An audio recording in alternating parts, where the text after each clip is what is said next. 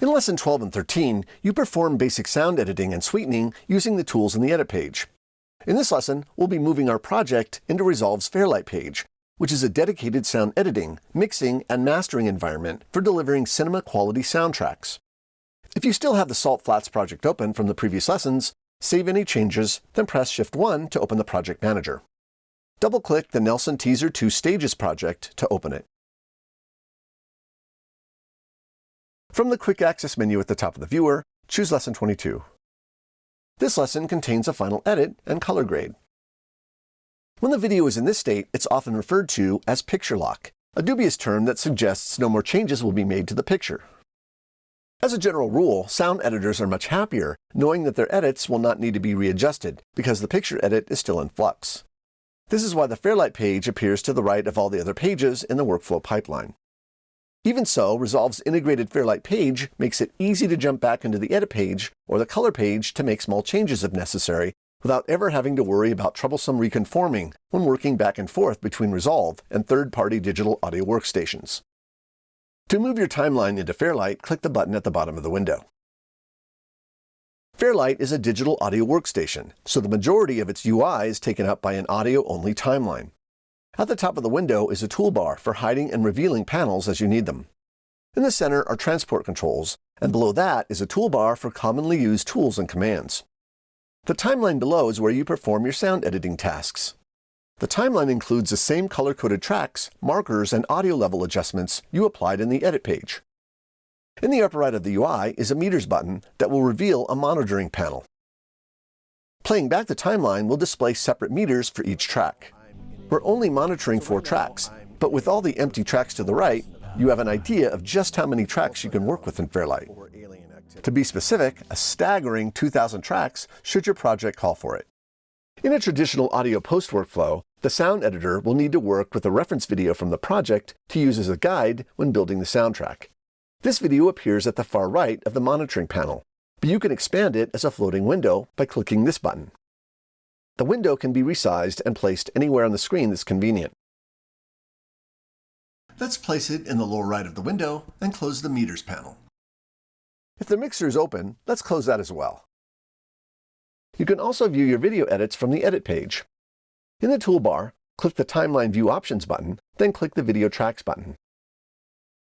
If you move your pointer over an edit point, you have the ability to ripple or roll trim the video without having to jump back into the Edit page.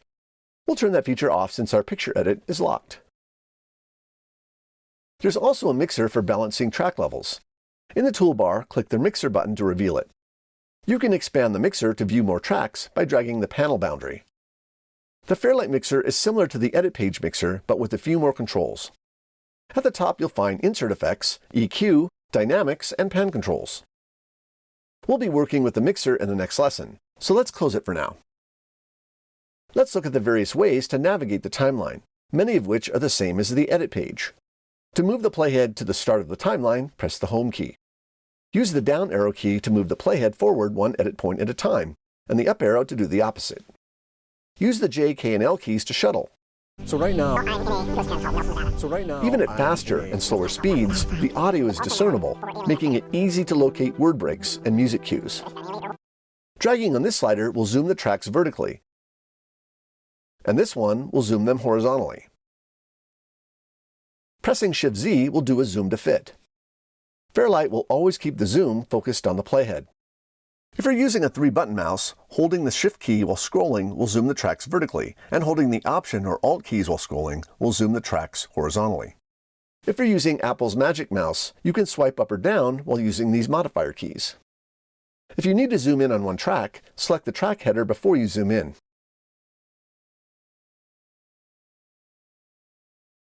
To pan from right to left, hold down the middle mouse button and drag right or left.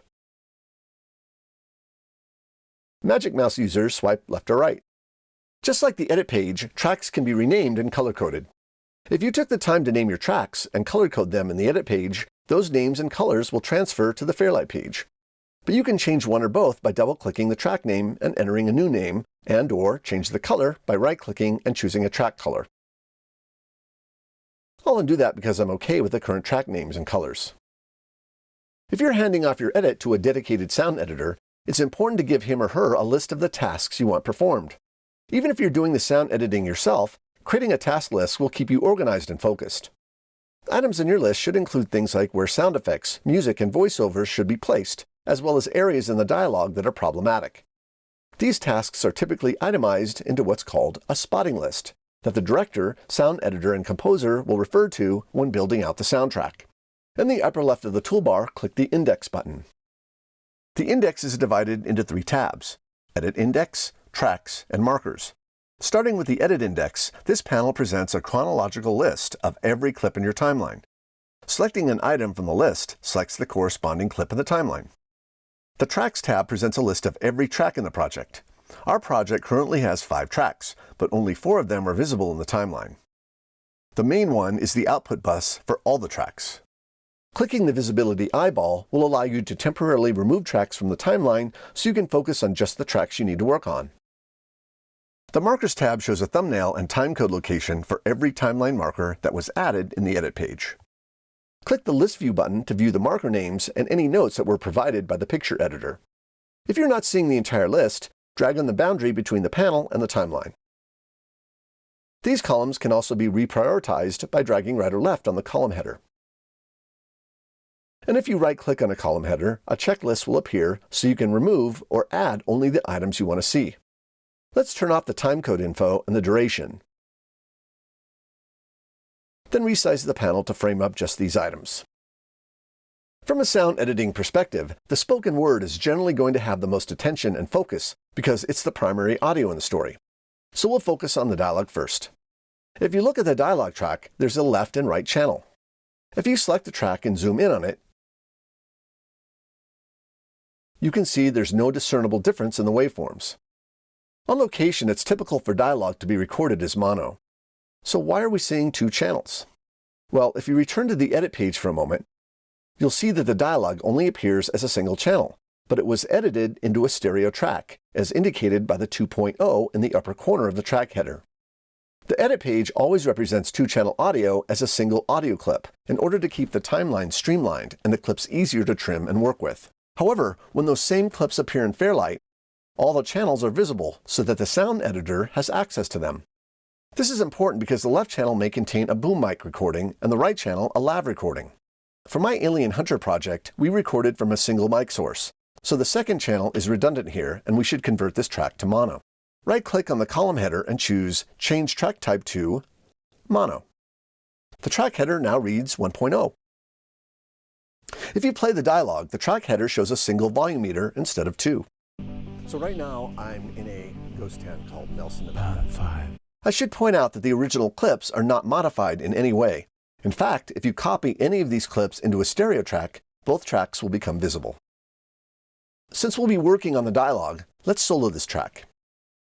Sound editing in Fairlight begins with making selections, using one of 2 selection tools in the toolbar. The Pointer Mode tool is the default tool. If it's not selected, pressing A will call it up. Fairlight Selection Tool works similar to the Selection tool in the Edit page. With it, you select a clip, drag out clip selections, or Command-Control-Select multiple clips for performing operations such as copy, cut, paste, and delete. If you click the track header, you're making the entire track active for playhead clip selection. As you drag the playhead over the timeline, the clip that intersects the playhead automatically becomes selected. Scroll over to the clip that does not have any audio waveform. Then press Delete to remove it.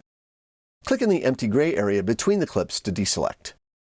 The Pointer Mode tool is also used for trimming clips. Move the cursor over the start of the 3rd interview segment, and you'll see either a ripple or rolling edit icon to indicate the types of trims you can perform. Before we use the tool, I need to point out that the Ripple tool in Fairlight functions as a ripple overwrite tool, not a traditional ripple tool that would alter the sync of your clips. With the Ripple tool active, click and hold on the edit point, and a ghosted representation of the available handle media appears, along with the waveform to guide your trims. Drag to the left to include the first part of a sentence. Pan over to the end of the timeline. Let's play over this section. To extraterrestrial activity, the government. There's an unwanted breath here between a sentence that I want to remove. Press R to call up the Range Mode tool. As the tool's name suggests, it's used for selecting portions of a clip or groups of clips. Drag across the area you want to remove. The area becomes highlighted and in and out markers appear above the selection. To preview the selection, press Option or Alt, then the / key.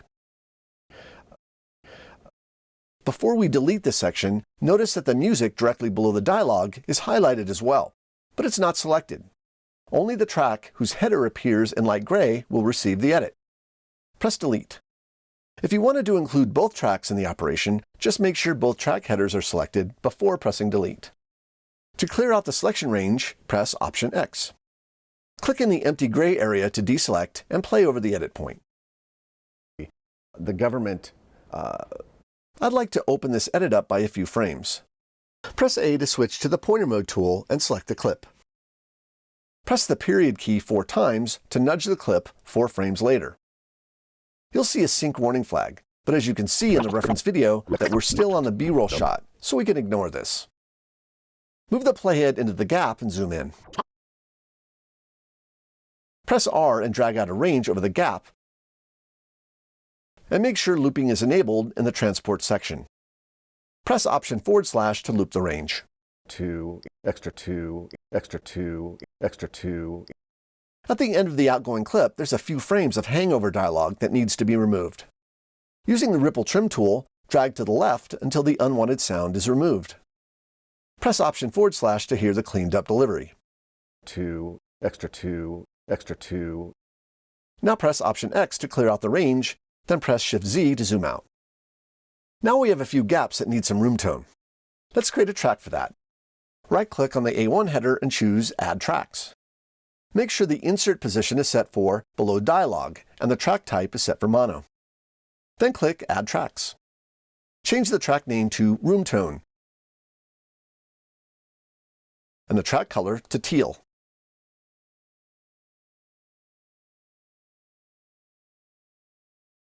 Move the playhead over this small clip of room tone at 44 seconds and 17 frames. You may need to zoom in. Press A to switch to the pointer mode tool, select the clip, then press Command C to copy. Now move the playhead. The clip you copied appears as a ghost clip that's attached to the playhead at the frame you chose. Using the ghosted clip as your guide, center it over the gap. If you pasted the clip right now, it would be pasted into the track it was copied from. To paste it into the new track, select the track header, then press Command V to paste it. Now move the playhead before the next gap and press Command V to paste again. If you're wondering why the clips are still pink, when we just pasted them into a track with a different color, you'll recall in an earlier lesson I mentioned that clip colors always override track colors. Open the media pool and locate the B-roll bin, then the Packard interior clip. Right-click on it and clear the clip color. Close the media pool. The pasted clips now appear with the track color. Now let's work on the spotting list. Press Shift Z to zoom out and reduce the track height. We'll begin going through our list in the order they appear. Double-click the first thumbnail to jump the playhead to that marker in the timeline. The producer wants the music replaced with something more ominous. Unsolo the dialogue and play back. So right now, I'm in a ghost town called Nelson, Nevada. 5. First, I prefer the music to appear below the sound effects in the track stack. Go back to the index panel and choose Tracks. Select the music track and drag it below the Wild Effects track. The music track moves to the bottom in the timeline. Select the music clip and delete it. Let's go to the media pool, then look for some sounds in the sound effects bin. Locate the Foreboding Resonance clip and double-click it. Play the clip to audition it.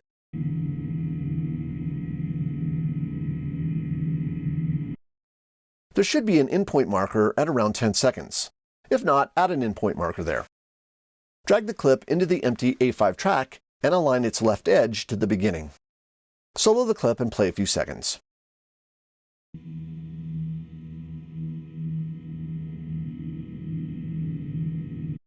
Move the reference video window to the upper right of the UI, then increase the track height. Rename the track Soundscape. If you look at the waveform, the sound ends 3/4 into the timeline.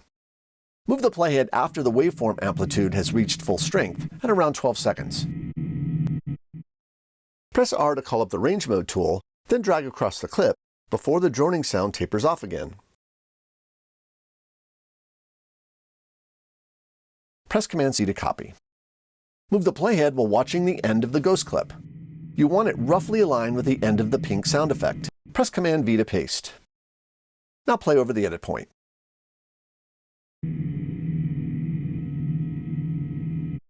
Let's return to the marker list and double-click Marker 2. This section of B-roll needs some more wind. Press Option X to clear the range. Click the solo button to include this background track with the music. Select the track header for the background, then press A to retrieve the pointer mode tool. Park the playhead over the desert wind clip. Because the track is selected, the clip below the playhead is selected. Press Command-C to copy. Move the playhead over the gap using the ghosted waveform as your guide. Press Command-V to paste the sound. Watching the reference video, trim the clip as needed and increase the fade duration on the clip's outgoing side. Double-click the next marker. The spotting notes say that we need some bus stop ambience. In the media pool, select the retro bin and double-click to open the bus stop clip. There's already an in point. Set an out point at roughly 5 seconds. If you're wondering why we're only seeing one clip from this retro bin, it's because only clips that include linked sound will be available for use in the Fairlight timeline. Drag the clip into the wild effects track below the marker. While watching the reference video, scrub the playhead to the first frame of the bus shot. Then trim the sound effects in point to the playhead. Do the same for the out point.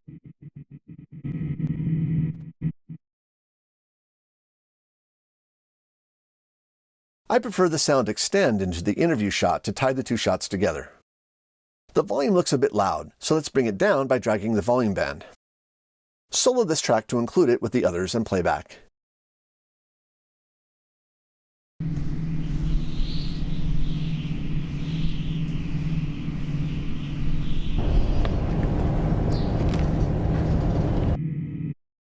The next marker calls for car ambience.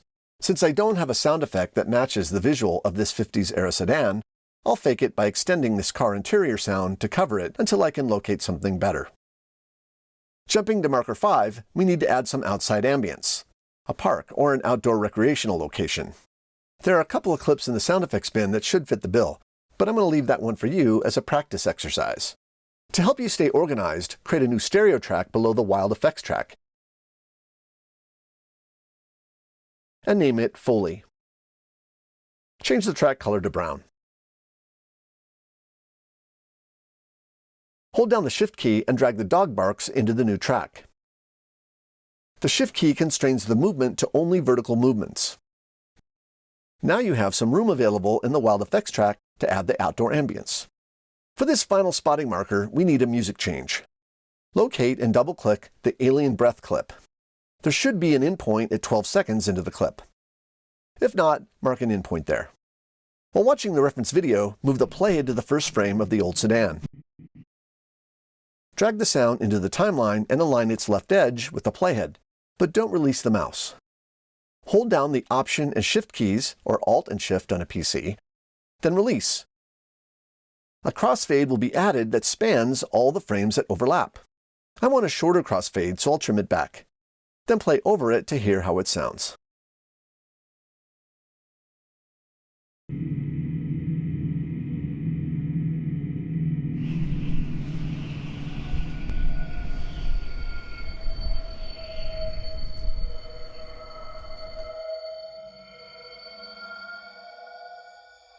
Nice. In the next lesson, you'll learn how to record voiceover, work with Fairlight effects, then organize and prepare for the final mix.